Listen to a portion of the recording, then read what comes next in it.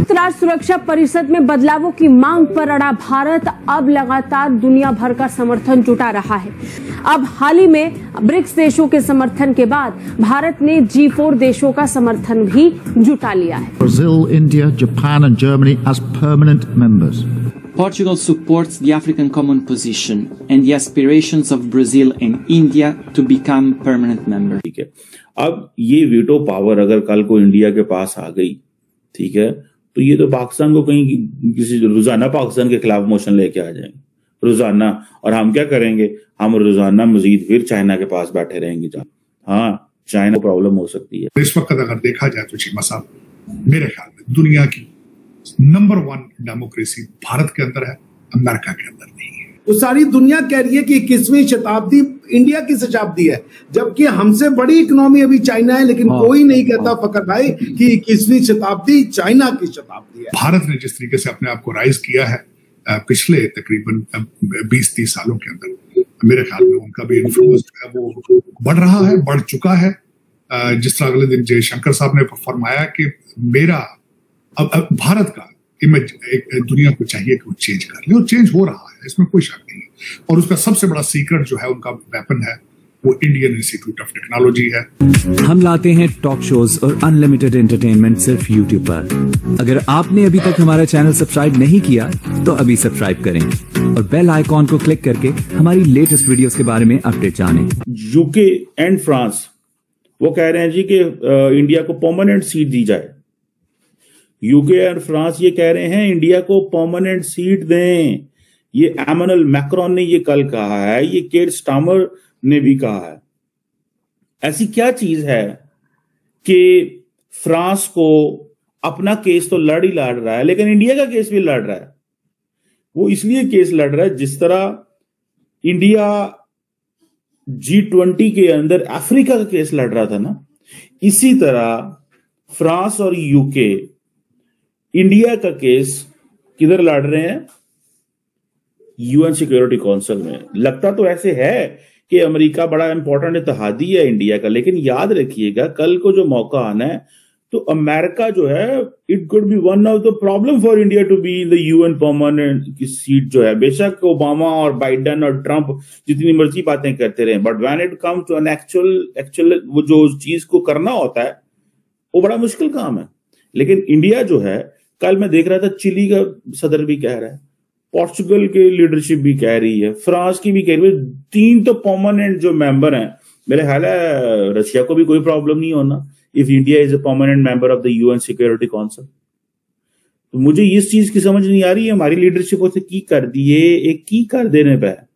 मैं ये नहीं कह रहा, मेरा जो मौकफ है इस चीज में या जो मेरा पॉइंट ऑफ व्यू है कि जनाब ये जो इब्सा का फोरम बना है, खासतौर पे ये जो आईबी जिसे वो कहते हैं ना इंडिया ब्राजील साउथ अफ्रीका का जो फोरम बना है, इन्होंने किया क्या है? इन्होंने जनाब पाकिस्तान के ऊपर टारगेट रखा। आपको पता, अब हम कह रहे हैं, पाकिस्तान में ये बात की जा रही थी इंडिया से बात करें। भाई इंडिया से कैसे बात होगी? इंडिया तो बात करना नहीं चाहता। अब देखें वो क्या कह रहे हैं।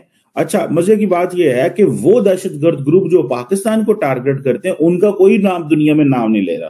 कि एमैनुअल मैक्रोन जो है वो इंडिया की बात कर रहा है। वो कह रहा है कि यूएन जो है उसको एफिशिएंट एंड रिप्रेजेंटेटिव होना चाहिए, और फ्रांस जो है वो चाहता है कि सिक्योरिटी काउंसिल को एक्सपैंड करे। उसने कहा Germany, Japan, India and Brazil. Germany, Japan, India and Brazil. अच्छा, मजे की बात यह है कि जर्मनी यूरोपियन ममालिक को प्रॉब्लम नहीं होनी चाहिए। हाँ, चाइना और रशिया को प्रॉब्लम हो सकती है, जापान रशिया को प्रॉब्लम हो सकती है और चाइना को प्रॉब्लम हो सकती है, इंडिया चाइना को प्रॉब्लम हो सकती है। अब यूके भी यही चाहता है, ठीक है जी, कि यूएसए, चाइना और रशिया के साथ साथ ये सारी चीजें उनकी भी हो जाए, ठीक है।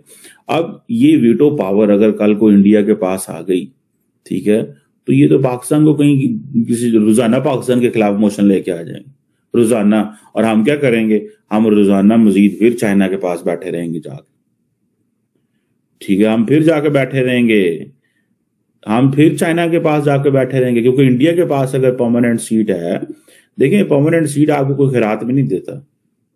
इंडिया को जो परमानेंट सीट मिलनी है वो because of its hard work, because of its position, because of its relevance मिलनी है। कोई दुनिया में ऐसा मुल्क नहीं है जो इंडिया को ये कह सके कि चलो आ जा तू साडा भरा है, कोई गल नहीं। खैर ऐसे थोड़ी होता है। So the question here is, the most important question here is कि जो चीज समझनी चाहिए कि पाकिस्तान को कभी भी इंडिया माइनस नहीं करता किसी भी ऐसे फोरम से कि पाकिस्तान को जो सिर्फ और सिर्फ लिंक कर दिया जाए दहशतगर्दी के साथ। दैट्स इट, ये है एजेंडा, पाकिस्तान को लिंक करके रखो दहशतगर्दी के साथ। अब ब्रिक्स तो नहीं कहेगा ना ये चीजें, तो उन्होंने कहा ठीक है हम ब्राजील को साथ में ला लेते हैं। अब ब्राजील के साथ तो हम मिलते ही नहीं है, उसकी तो हम लॉबिंग नहीं करते क्योंकि हम समझते हैं यार दूर ही बहुत है, उसे कौन पहुंचेगा साउथ अमेरिका। कंप्यूटर और दूसरी साइंसेस के अंदर उनकी एडवांसमेंट है, चाहे वो स्पेस में गए हों, चाहे वो कंप्यूटर में जाएं, चाहे वो इंडस्ट्रियल रेवोल्यूशन, चाहे दुनिया की फार्मेसी बन चुके हैं। चीमा साहब कल तमिलनाडु के अंदर जो फोर्ड का एक प्लांट बंद था उसको भी फोर्ड ने खोलने का ऐलान कर दिया है। 3000 नई जॉबें वहां पे तमिलनाडु के अंदर आ रही हैं। क्यों? क्योंकि मिडिल क्लास ग्रो कर रही है, गाड़ियां खरीद रही है, एक नया रेवोल्यूशन वहां पे आ रहा है। दुनिया की इस वक्त जब से कोविड के बाद जब से दुनिया चाइना से भाग रही है, जिस तरह लोग कहते हैं कि when China slows India grows, so that is what is going on.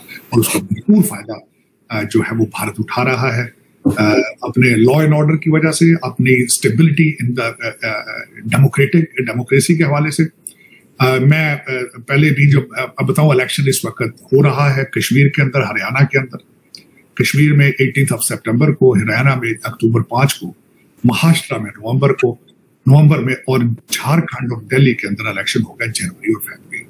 और इस वक्त अगर देखा जाए तो चीमा साहब, मेरे ख्याल में दुनिया की नंबर 1 डेमोक्रेसी भारत के अंदर है, अमेरिका के अंदर नहीं है। हाथ पे आगे दिहाड़ी ला जाता चीमा साहब, दुख इसी बात का है।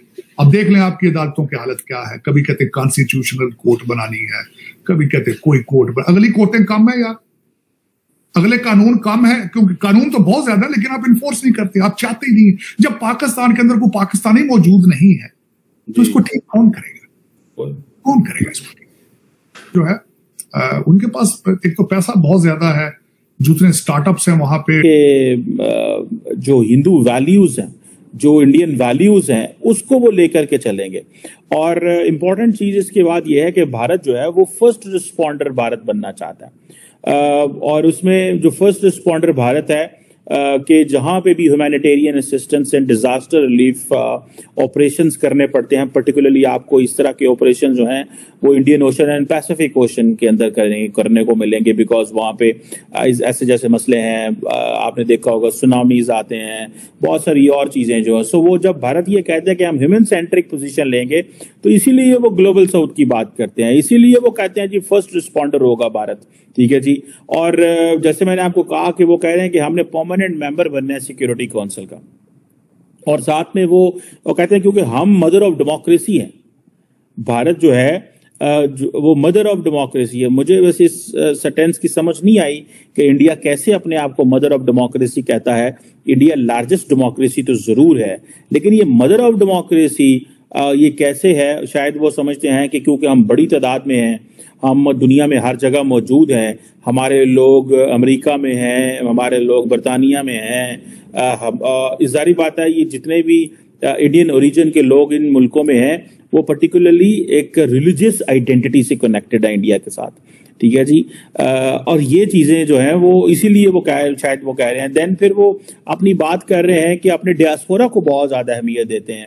वो समझते हैं कि जितना हमारा डियास्पोरा एम्पावर्ड होगा, ठीक है जी, और जितना ज्यादा हमारा डियास्पोरा कनेक्टेड होगा, ठीक है, तो उतनी ज्यादा जो सिविलाइजेशनल वैल्यूज हैं, ठीक है, यानी कि इंडिया का जो सिविलाइजेशनल स्ट्रक्चर है, जो सिविलाइजेशनल वैल्यूज हैं, वो उतनी ज्यादा दुनिया में जा सकेंगी, और विजडम और जो ट्रेडिशनल नॉलेज है वो दुनिया में जाएगा जो भारत का है। तो आपको ये वीडियो कैसा लगा कमेंट बॉक्स में जरूर लिखिए। इस वीडियो को लाइक कीजिए, शेयर कीजिए, सब्सक्राइब करना ना भूलिए आपके चैनल EFC को। मिलते हैं अगली वीडियो में। जय हिंद।